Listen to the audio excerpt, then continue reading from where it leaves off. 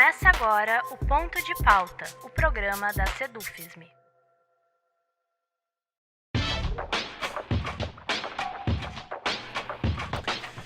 Dia 20 de novembro é o Dia da Consciência Negra, em uma referência ao assassinato, a data na qual foi assassinado Zumbi, líder do Quilombo de Palmares.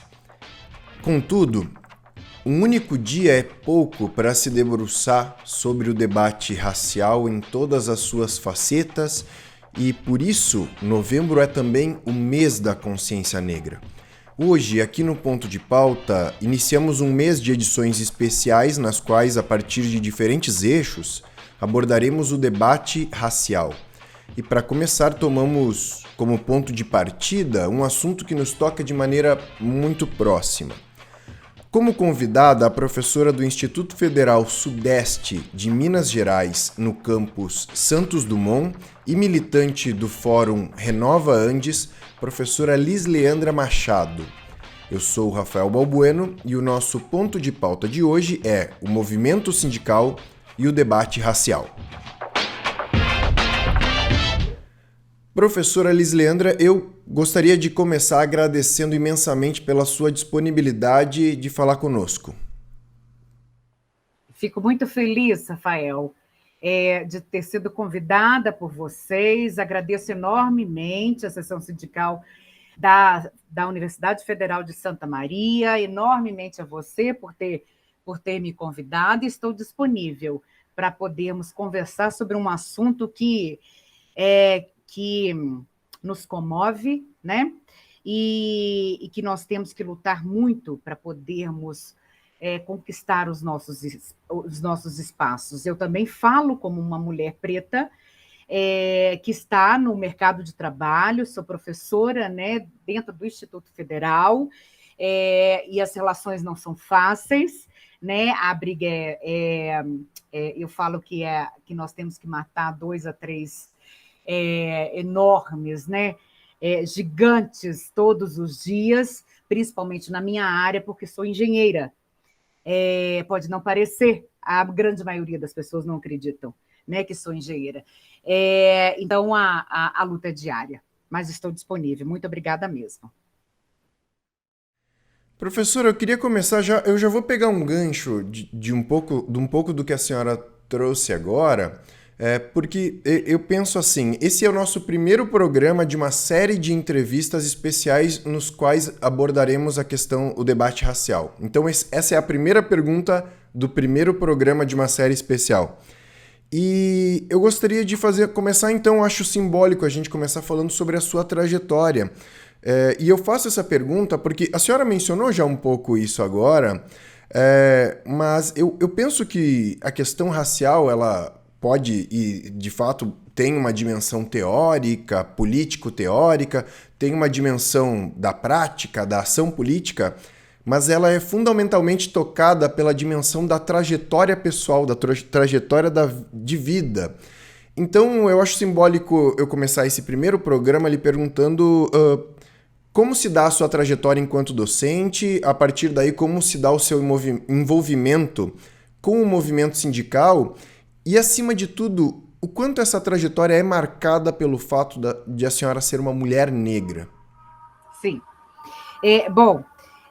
Assim que eu entrei, eu passei no concurso, né, no Instituto Federal, fui nomeada, empossada, eu já fui me filiar ao sindicato, né, dos professores. E dentro do meu campus, nós somos 3 engenheiros, somos 2 engenheiros e uma engenheira que se autodeclaram, né, preto ou pardos. E eu sou a única mulher, né, engenheira preta, né, no caso lá do campus, né, apesar de algumas pessoas até falarem, não, mas isso não é muito pretinha, né, Liz, você é moreninha, né, então, assim, tentam até desqualificar, né, e eles que conseguem, né, não, você vai ser moreninha, né, não é preta, né. E o tempo todo nós trabalhamos, né, no ensino, pesquisa e extensão, E o tempo todo, né, enquanto engenheira, tem que provar, né, que consegue trabalhar, né, nesse trido, né, que é o Instituto Federal. E o Instituto Federal ele nasce numa concepção de estar, né? Hoje nós somos 644 campi espalhados por todos os rincões no país, para que ele foi criado para poder estar no interior, né? Hoje eu moro numa cidade, mas eu trabalho em Santos Dumont, onde é o campus, que é uma cidade que tem 47 mil habitantes, que jamais poderia imaginar que teria uma escola, né, federal, né, dentro da cidade. E nós trabalhamos com uma população com uma enorme vulnerabilidade socioeconômica e que aqueles estudantes, todos eles, né, desde o adolescente, 14, 15 anos, que entra, e até o adulto, o jovem adulto que sai, passam por nós e a gente tenta, né, plantar alguma coisa, né, alguma semente para poder... Então, com o golpe de 2016, isso tudo foi sendo reduzido, né, o investimento, o nosso orçamento sendo cortado. Hoje, por exemplo, no orçamento de 2022, nós estamos com uma redução que cai no orçamento de 2011. Então, e hoje nós temos muito mais campi, hoje nós temos muito mais professores, hoje temos muito mais estudantes. Mas, infelizmente, nem todos, né? Eu falo no Instituto Federal do Sudeste de Minas Gerais, nem todos estão sindicalizados. Ainda precisa, né, haver essa consciência de classe que somos todos, né, pobres, trabalhadores ou filhos de trabalhadores, que precisamos atuar e lutar pelos nossos direitos, porque senão vamos continuar a perdê-los diariamente, como já está acontecendo, né, pós 2016. É isso. Certo, professora, agora entrando mais diretamente no nosso tema, assim, antes disso, eu quero dizer que quando eu falo em movimento sindical, eu tenho ciência que esse é um termo muito amplo e que movimento sindical é algo muito amplo e complexo. Então, quando eu falo movimento sindical, a senhora pode se sentir à vontade de me responder a partir da sua experiência. Dito isso, eu gostaria de começar lhe perguntando: qual é o papel do movimento sindical no combate ao racismo? Bom, primeiro, além de combater o racismo, a gente tem que ser antirracista, né? É isso. A gente não tem só que não ser racista, nós temos que ser antirracista e brigar e fazer com que essas pessoas, todos os trabalhadores, né, venham para o sindicato, se filiarem.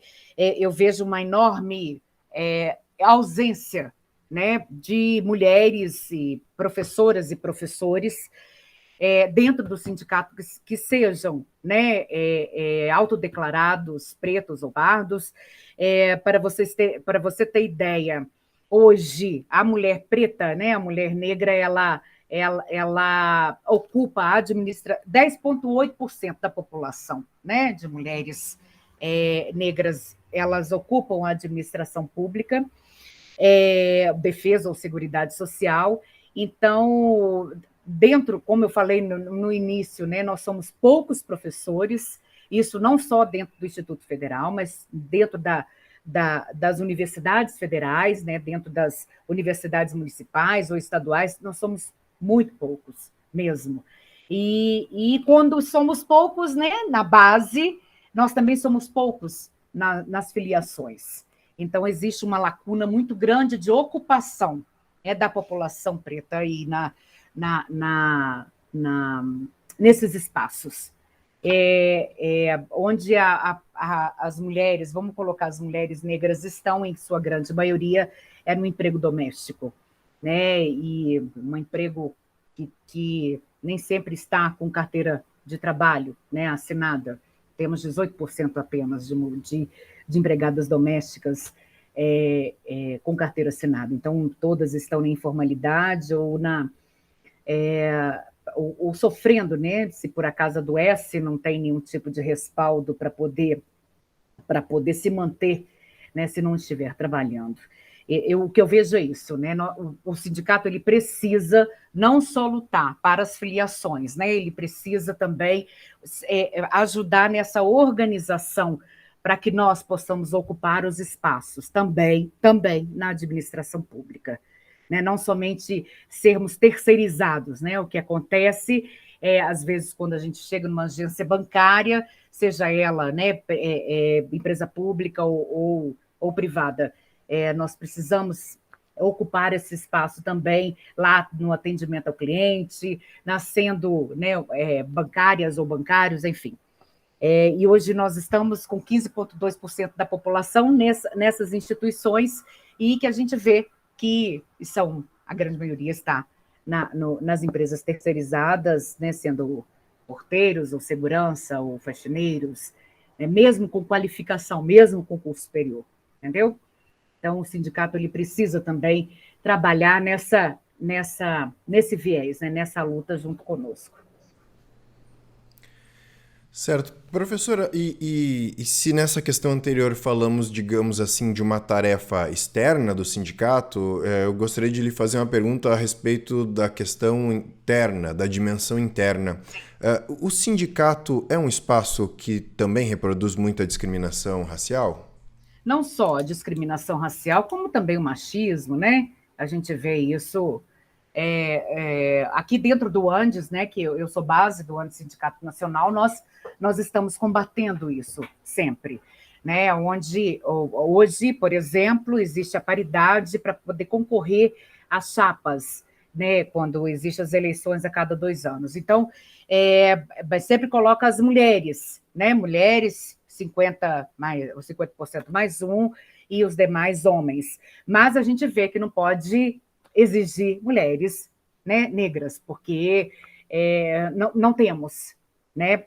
Ou às vezes não quer participar, né? Ou porque não tem mesmo, né, dentro da administração pública, como eu falei anteriormente. Mas dentro do Andes eu vejo isso, mas eu não posso falar isso, né, no geral, né,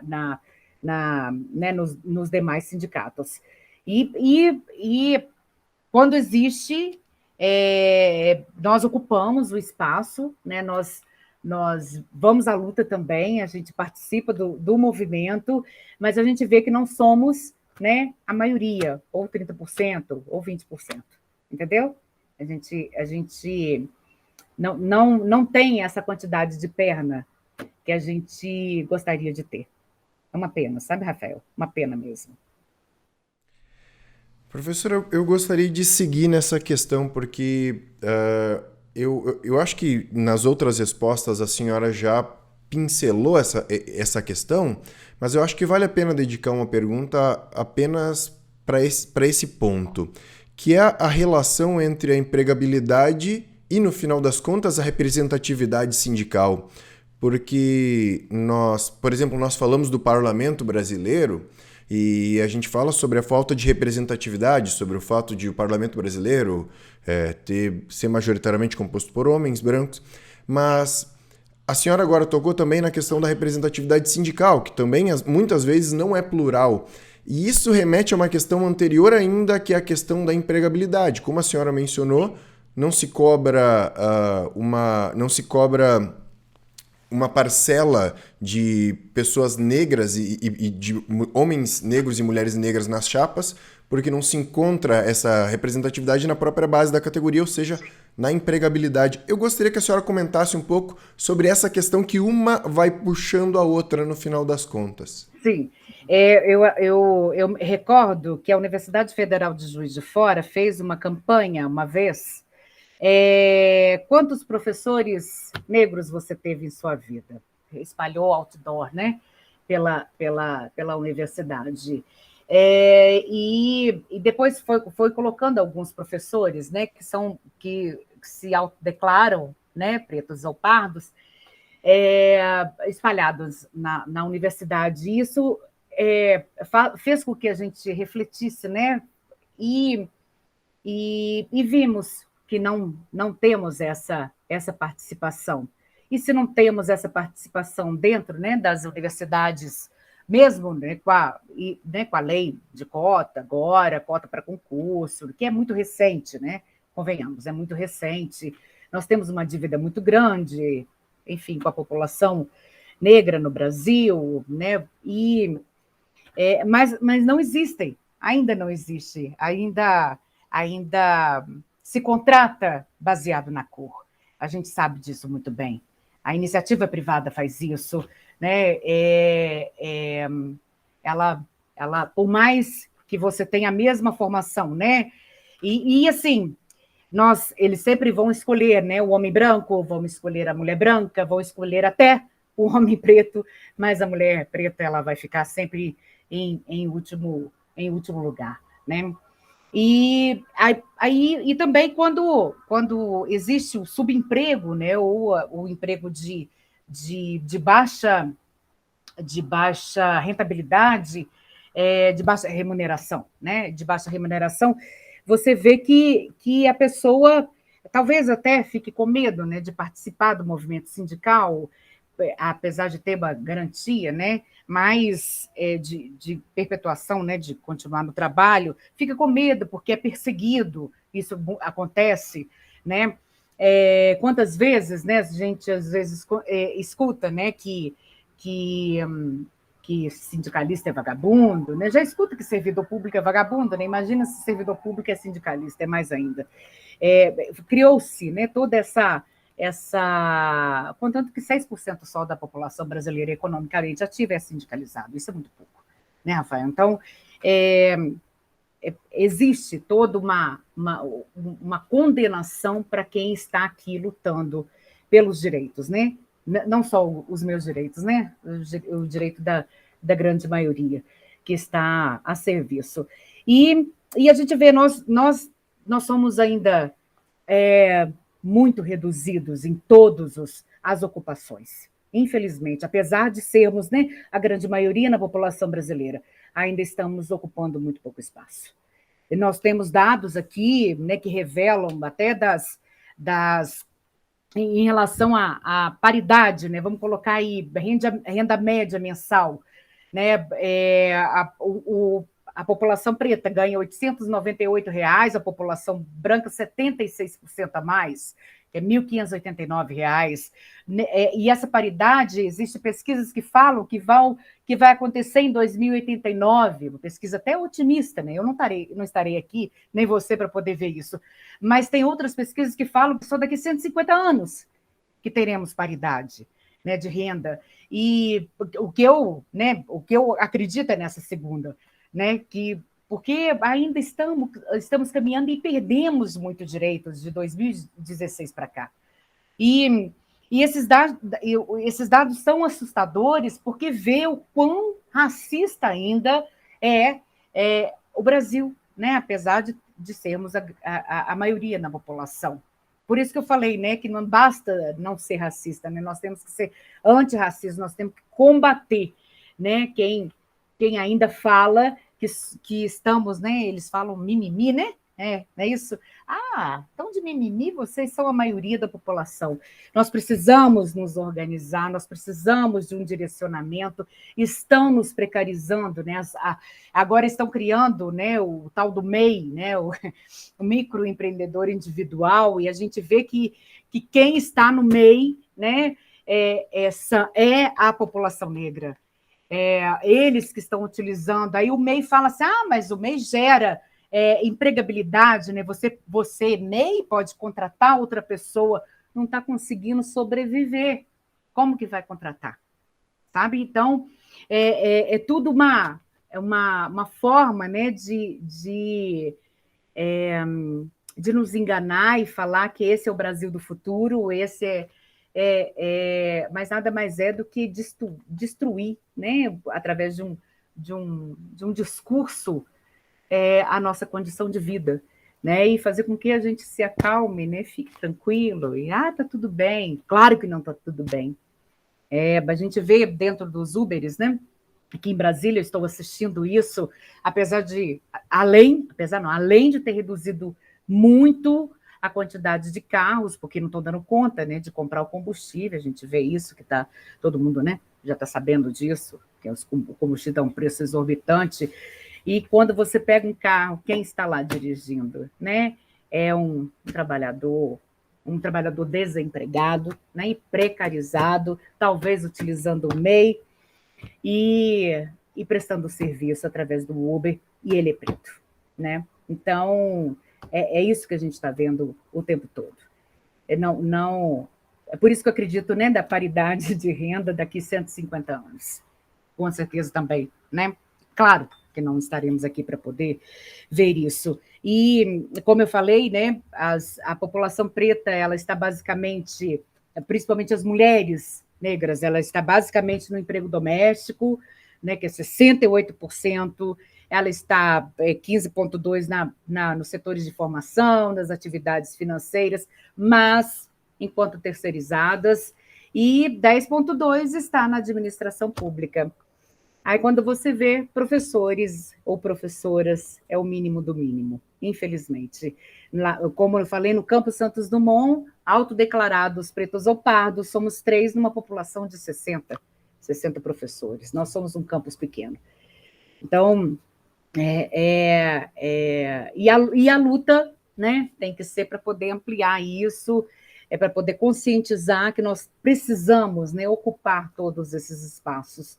E é um desgaste, né? Um desgaste emocional, um desgaste físico, porque talvez tenhamos a mesma qualificação, mas sempre somos preteridos, né? Ou preteridas em relação à população branca. Desculpa o desabafo, né? É porque eu sinto isso na pele diariamente. Nenhum problema, professora. Professora, já estou encaminhando para o fim. A senhora falou sobre, além do problema da empregabilidade, muitas vezes as pessoas negras não estão buscando seus sindicatos. O que os sindicatos poderiam... E aí a senhora pode falar exatamente sobre a sua experiência do Andes, ou da categoria docente como um todo, mas o que os sindicatos poderiam fazer para corrigir esse problema, de quais ferramentas o sindicato poderia lançar mão para ele mesmo ser um espaço mais negro? Eu penso que a batalha do sindicato ela é pelo preenchimento dos espaços, né? A luta por direitos é óbvio, nós temos que ser combatentes mesmo. Nós somos, no caso, né, que eu sou base do Andes, nós somos professoras e professores organizados para poder lutar contra, né, qualquer tipo de ações, né, que venham do governo ou, né, ou sei lá o que, ou do mercado, que seja para poder destruir a educação pública, como a gente conhece hoje. E nós devemos acolher esses professores, nós temos que o sentimento, a crise é tamanha, sabe? O mercado brasileiro ele vive uma crise tão dramática que não há indicador assim que aponte um cenário positivo para a classe trabalhadora, né? Para nós, professores e professores, em curto ou médio prazo. E esse cenário, assim, a longo prazo, ele pode ser catastrófico, porque as opções políticas e econômicas que estamos tendo agora, né, no país, ela está ressaltando um ataque, né, um desmonte de toda a proteção social e regulação do mercado. Então, como eu falei, né, desde o golpe de 2016, o sindicato, a gente está... Eu vivi isso, né? Nós estamos combatendo e assim, a população brasileira ela tá inerte, né?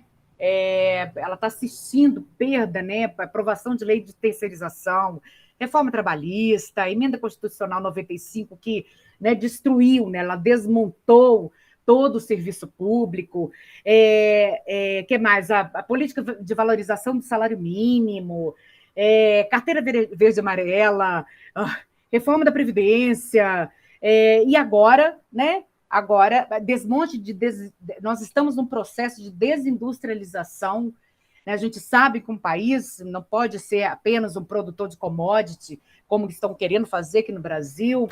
Então, assim, isso não pode gerar um saldo positivo, né, em todos, e quem está sendo prejudicado é quem está, isso só aumenta, né, a desigualdade, né, e quem está nessa balança, quem é o mais prejudicado é a população negra, a gente sabe muito bem disso, porque são os mais desocupados e os mais desalentados, né?